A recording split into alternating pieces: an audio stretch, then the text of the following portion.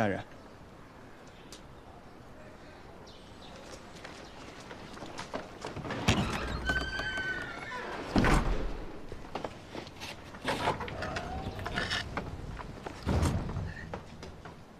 赵大人，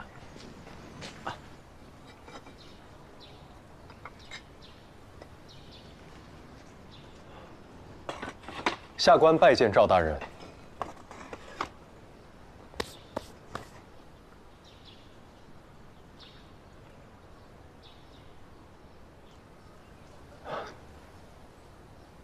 往后退点。啊？哦。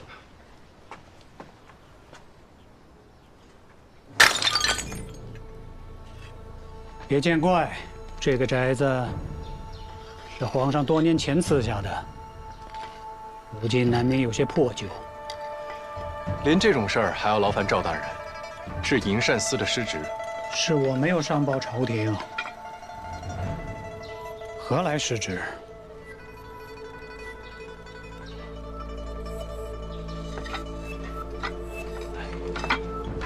两位慢点啊。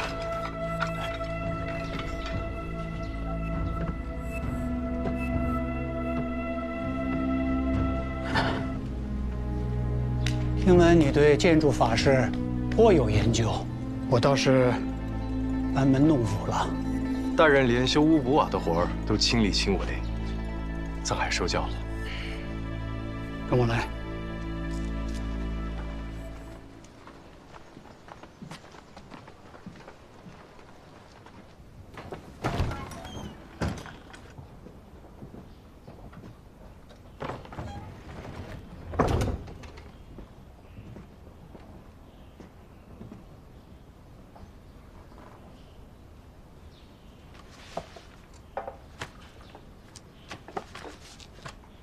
赵大人，这就不用看了，我知道里面的问题并不是你造成的。可惜楚怀明已经死了，这个账簿再怎么对，那些贪墨的银两也找不回来。大人明察秋毫，是要明察秋毫。做官只知道低头看地，不知道抬头看天，只怕是要撞墙了都不知道。 大人这句话的意思是，内阁这几天收到了不少参你的奏本，你知道无形当中得罪了多少人吗？有这么多人想要参我，但我却一点没受到影响。下官想，或许是这些奏本里写的都是无端的谩骂吧。不管那些人说的有没有道理，做官的天天被人参，等到奏本堆成了小山，你无罪都变成了有罪。大人提点的对，但下官斗胆一问，依大人之见，为官者对于那些显而易见的不平之事，难道就只能作弊上官吗？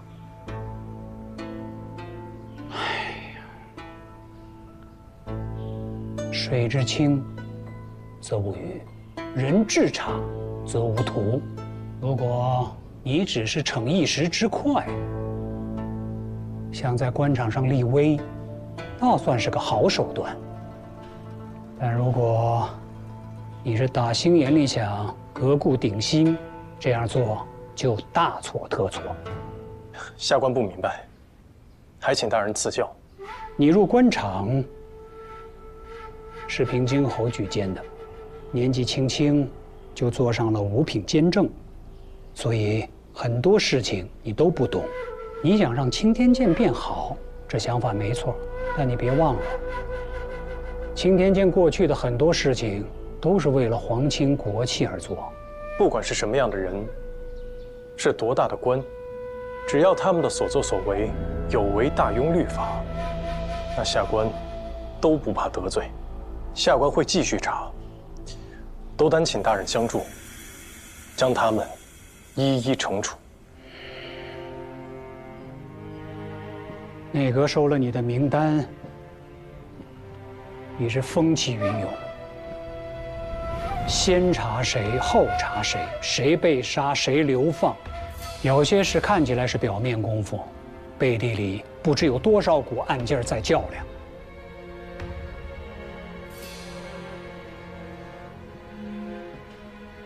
你贸然搅动这汪池水，就没想过会有多少浑水摸鱼的人吗？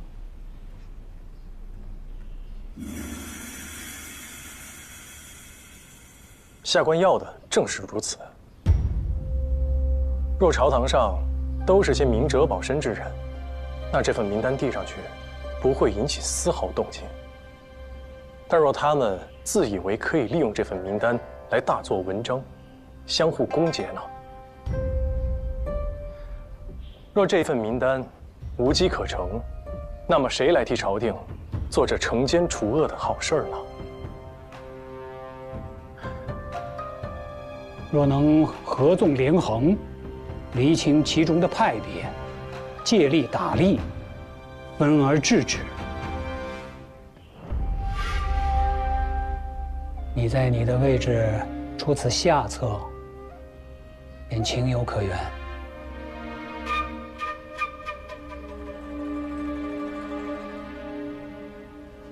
这恐怕不是平静侯的意思吧？否则楚怀明在的时候，早就这样做了。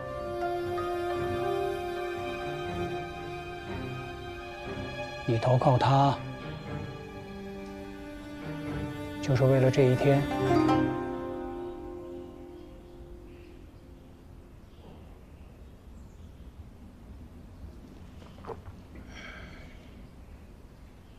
那我就多言一句。官场险恶，做事之前先做稳。想整顿吏治，必须先保护好自己，因为越高的位置，能做的事情越多。在确保你想做的事情一定能实现之前，先走到那个位置去。下官受教了。至于这仗，就引以为戒吧。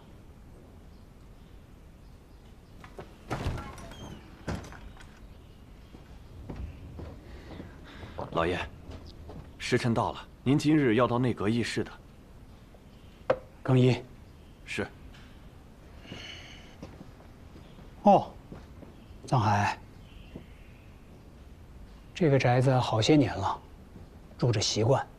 既然你来了，外面的瓦片就帮我补一补，可好？大人尽管放心。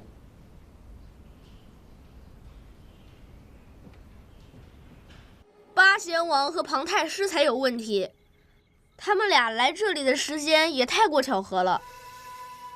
而且这二人怎会结伴同行？他们有全知开封府事作保，想必没打算瞒着。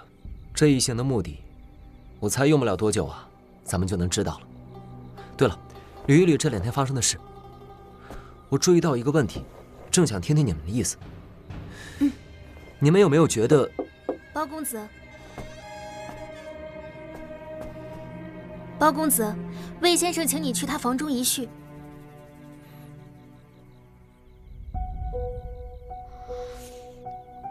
啊，好，我这就过去。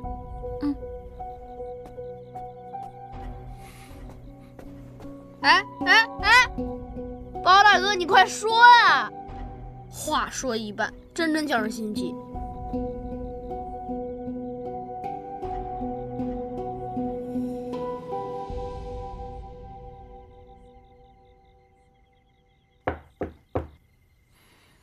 请进。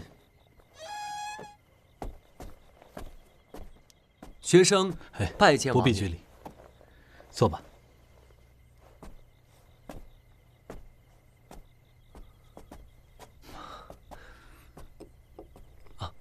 多谢王爷。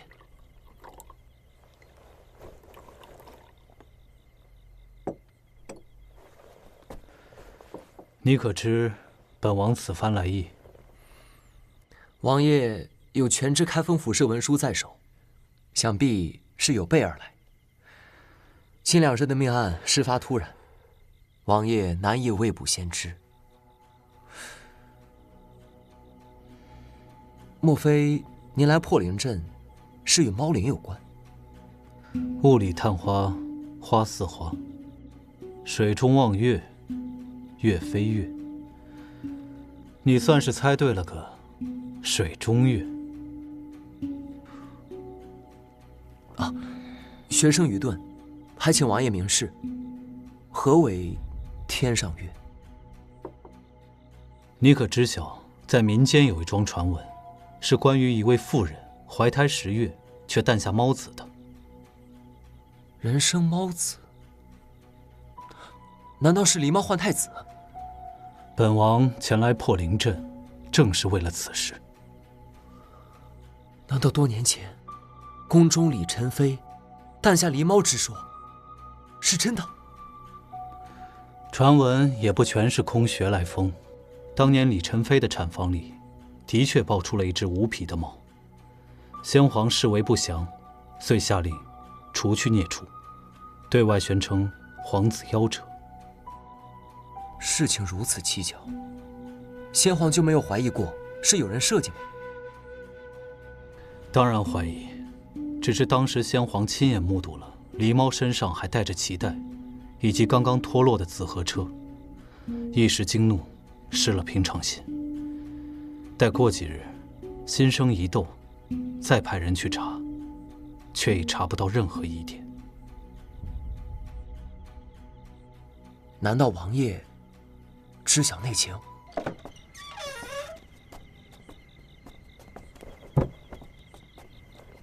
快点儿，别磨磨蹭蹭的。女人真是霸道。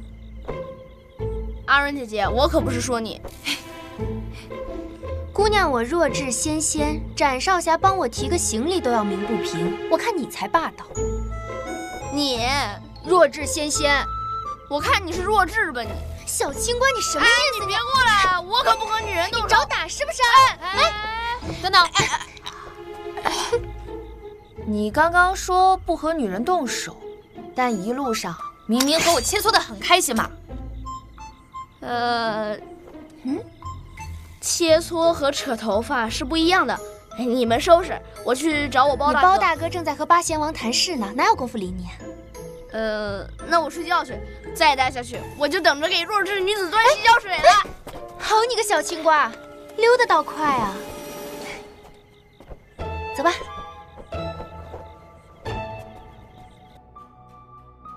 刘妃她将换太子一事做得滴水不漏，本王也是花了好些功夫，才证实贾内监所言不假。可惜到底是内宫之事，本王查证起来也有诸多不便。既然皇上是先皇的亲子，如今也已经顺利登基，那和破灵阵有什么关系呢？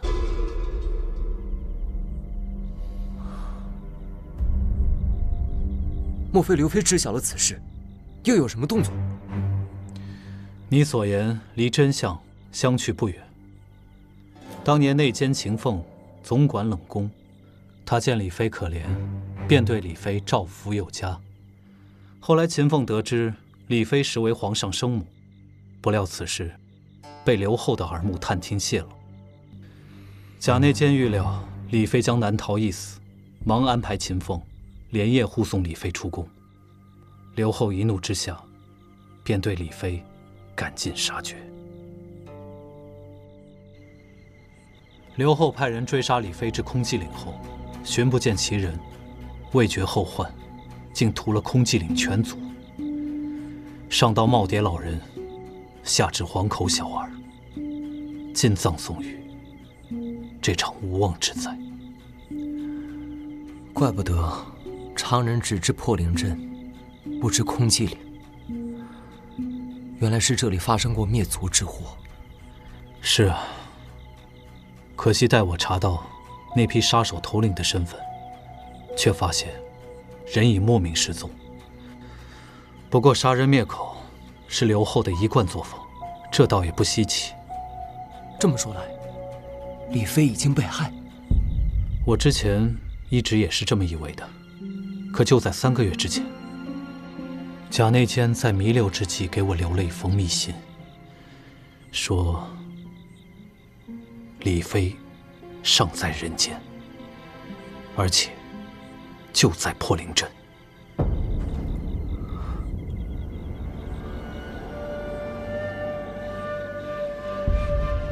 如今政权重归皇上，是时候拨乱反正了。那庞太师与刘太后是一丘之貉，当年便是庞太师插手，才致使空骑岭一案被压下。贾内监的密信辗转2月余才至我手中，想必是因已经走漏了风声，所以庞太师才会暗中跟随我至此。倘若李妃落入庞太师之手，后果将不堪设想。当务之急，便是尽快找到李妃，护其回宫。皇上是否知道李妃还活着的消息？这我也不太确定。你们在破灵镇可曾查到什么线索？有，而且还非比寻常。在此之前，像是空穴来风，但如今看来，却是斑斑可考。什么线索？猫灵诅咒杀人。当年狸猫换太子，而今破灵镇猫灵作祟，诸般巧合，必与李妃有关。贾内监既知晓李妃的消息，想必2人一直都有联系。据本王观察，在所有频繁出入破灵镇的人之中，年纪与李妃相符的，只有梅娘和司徒夫人。18年前，梅娘收养欧石南，那时李妃尚在宫中，因此梅娘和李妃无关。至于司徒夫人，最好是问司徒多罗。她年纪小，不太可能与当年的事情有关，故问她会稳妥一些，不容易打草惊蛇。对了，关于猫灵一事，还有一谜，方才没有提及。什么谜？这便是那妖灵中的牙齿。我们探查万灵秘阁之后，曾捡到一只铃铛，打开发现一颗年轻女子的牙齿。依稀记得，李妃年轻时曾被人算计，不慎从假山上摔落，磕掉了一颗牙齿。李妃为此黯然神伤。先皇为了安慰她，便打造了一只铃铛，装了牙齿，挂在屋檐上，寓意灵动驱邪镇恶，日后再无人可伤及她。哦，王爷，铃铛正在我这，不知王爷能否辨认出此物？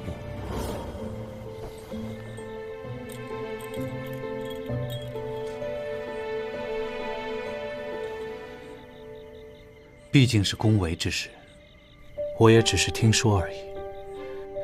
不过这只铃铛颇像是玉造之物。天底下怎有如此巧合的事情？那万灵秘阁果然非比寻常。此事暂时无法查证，不如明日你找司徒多罗打听打听司徒夫人。那本王就静候佳音了。是。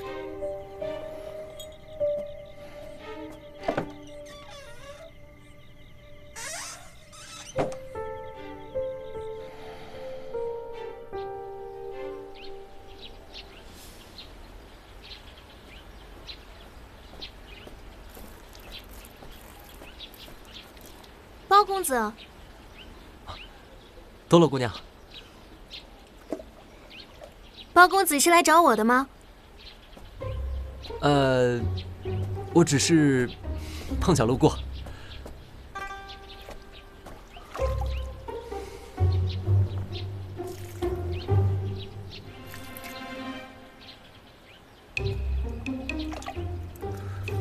哎呦，这铜镜摆设的极为巧妙啊，辉映着日月之光，站在高处观赏，犹如草生于水畔，不知是何人巧思。是我娘放在这里的，她向来喜欢这些零零星星的装饰。多罗姑娘与司徒夫人，真是如同亲生母女一般，实属难得。是啊，我娘不太喜欢妹妹，但对我极好。当初我爹见妹妹可怜，便将她留下。刚开始我娘心中不满，对妹妹冷言冷语，但我娘和我爹置了几日气之后，便也痛快认了。我娘与妹妹的关系一下子缓和了不少，虽然对她仍旧有些漠视，但终归不曾太过为难。不知司徒夫人是何时嫁给司徒族长的呢？数年前，我爹被派来做破灵阵的一阵之首，正巧遇见了他从外镇逃荒至此。我爹见他十分狼狈，想必吃了不少苦，便出于善心施予援手，帮他在此安了家。一来二去，日久生情，他就成了司徒夫人。哎，一大早怎么不见展昭他们？你可知晓他们去了哪儿吗？展少侠和白姐姐去陶艺家了，南姑娘正在厨房准备早饭。哦，多谢，你先忙着，正好我也去看看赵公子。包公子，先吃过早饭再去吧。啊，也好。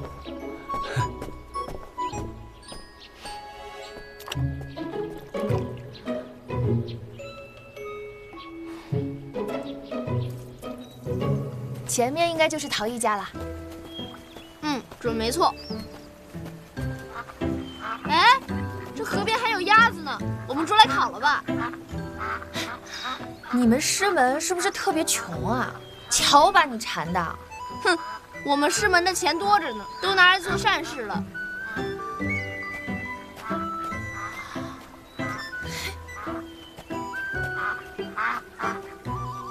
这赵元林真是说走就走，一声不吭。咱走的方向应该没错呀。哎，是不是那儿？哎，好像是。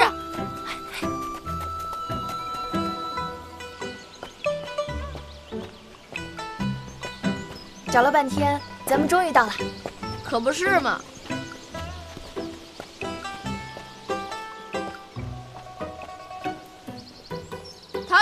陶艺，展昭，你来找我玩吗？是啊。快进来！可算是找到你家了。哎，这看起来挺有意思的，我能试试吗？好啊，是吧？帮你一学就会。好。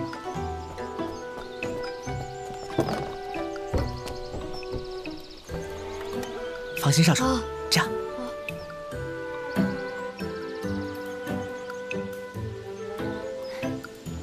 不是要来找赵公子吗？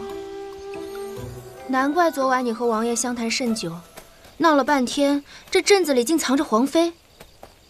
如此想来，司徒夫人前来破灵镇的时间未免也太巧合了。自从八贤王和庞太师来到破灵镇之后，她便比平日里沉默许多。我看呐，司徒夫人多半就是李妃。昨夜我就觉得司徒夫人有些不对劲，倘若你推测是真的，她如今在教，便不可能回宫了。即使她和皇上母子相认，身份也已经颇为尴尬。既然如此，那她为何要告诉贾内监自己尚在人世的消息呢？当年刘妃狸猫换太子，害得李妃骨肉分离，落入冷宫，之后又欲杀她灭口，这是何等的负屈含冤！如今皇上已经亲政，刘太后知晓皇上的真正身份，岂能不处处提防？或许李妃正是因为担忧儿子处境，所以打算亲自翻案，一举除掉刘太后。或许吧。哎呀，展昭，你弄我衣服上了！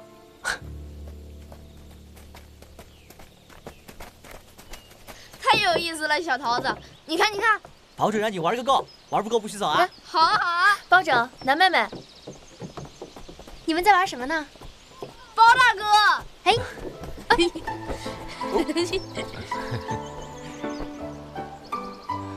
我我说小青瓜，你见到阿整这双眼放光的样子，活像司徒多罗呀！我武艺超群，斩少侠，怎么能像个女子？女子怎么了？展小章，你要是这样说话的话，可是会娶不到媳妇儿的。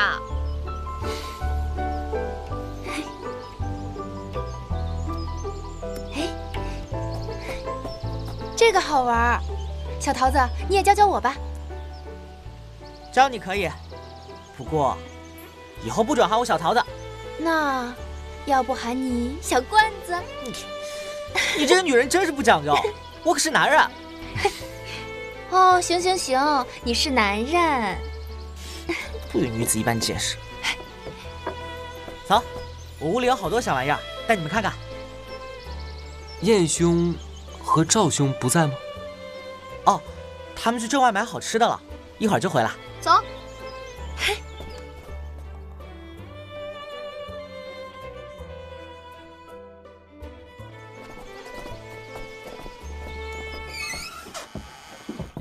你们看，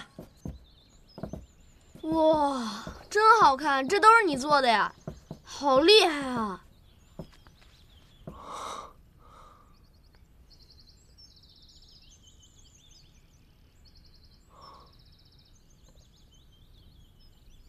哇，小桃子好手艺啊！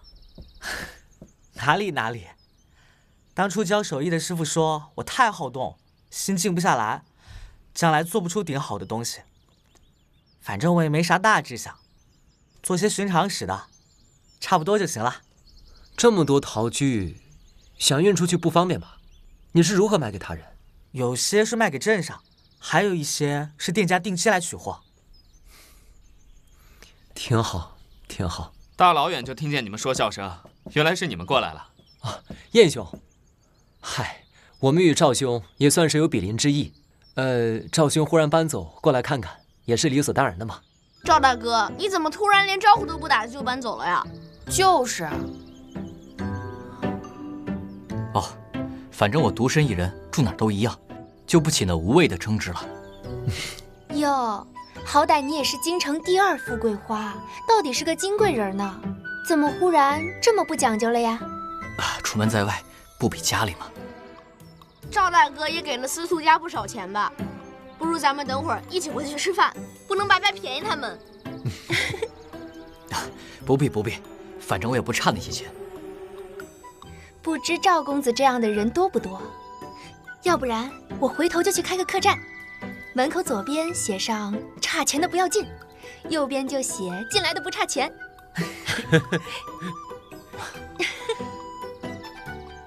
那你横批不如就叫愿者上钩吧。我看应该叫不黑不收钱。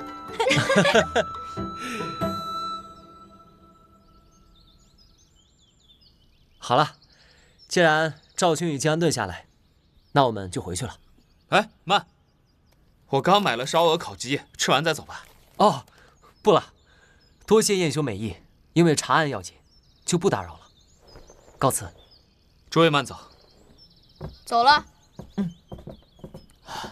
你再来玩啊？好，一定。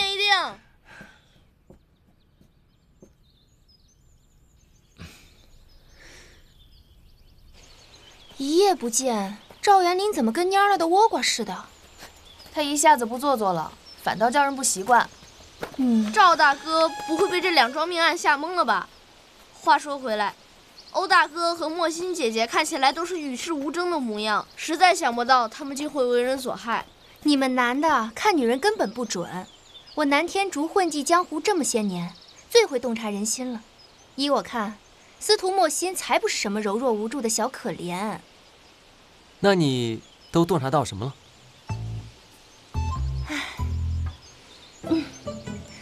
从我的观察来看，司徒莫心只不过把姿态摆得很低，叫人觉得柔弱可欺而已。我们刚来到破灵镇的时候，族长不愿意留宿，司徒莫心还帮忙求过情。他要真那么顺从，怎么敢为了几个素不相识的人违背养父意愿？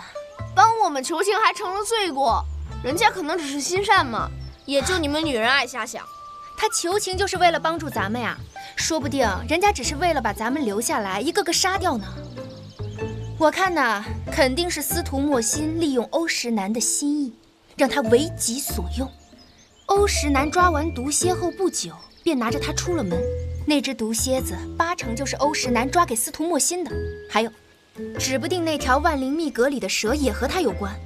你们这些男人呀，看见女人掉个眼泪撒个娇就相信，你们倒是不爱瞎想，你们呀是瞎。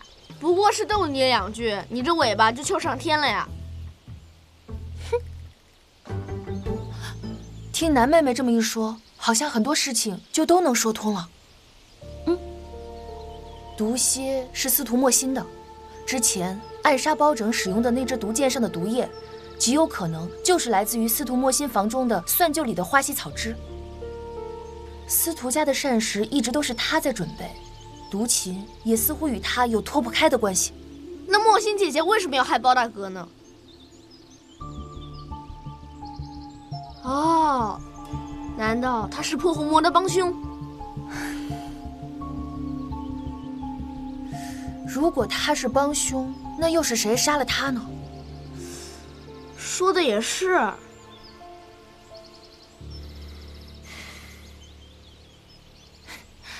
看你一脸众人皆醉我独醒的样子，想什么呢？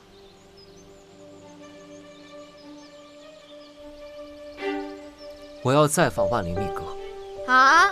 再访万灵密阁？我们上次去万灵密阁什么都没有发现啊，已经翻了个遍，应该不会漏掉什么线索吧？不然，凭空出现的残牙妖灵，令人疑惑的史料传言，万灵密阁里一定有什么东西被我们忽略了。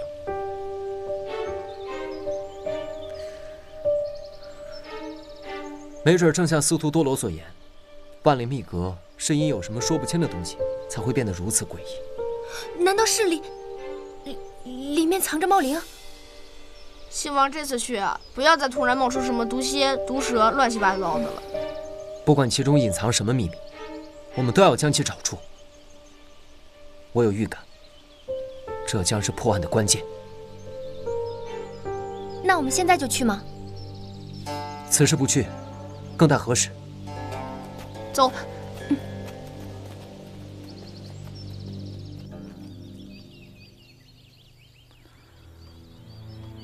本王倒是想知道，太师为何突然出现在这里？你我在京城见面不点头，自打出了京城，太师是如影随形啊，这让人不免心里犯嘀咕。王爷素有贤名，老夫向来钦佩。今日难得远离朝堂，不为琐事所累，自然要好生跟着学学。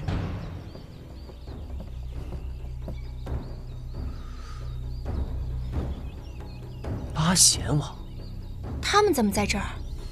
他们本就是奔着李妃而来，咱们根本避无可避。不管这么多了，咱们该怎么查就怎么查吧。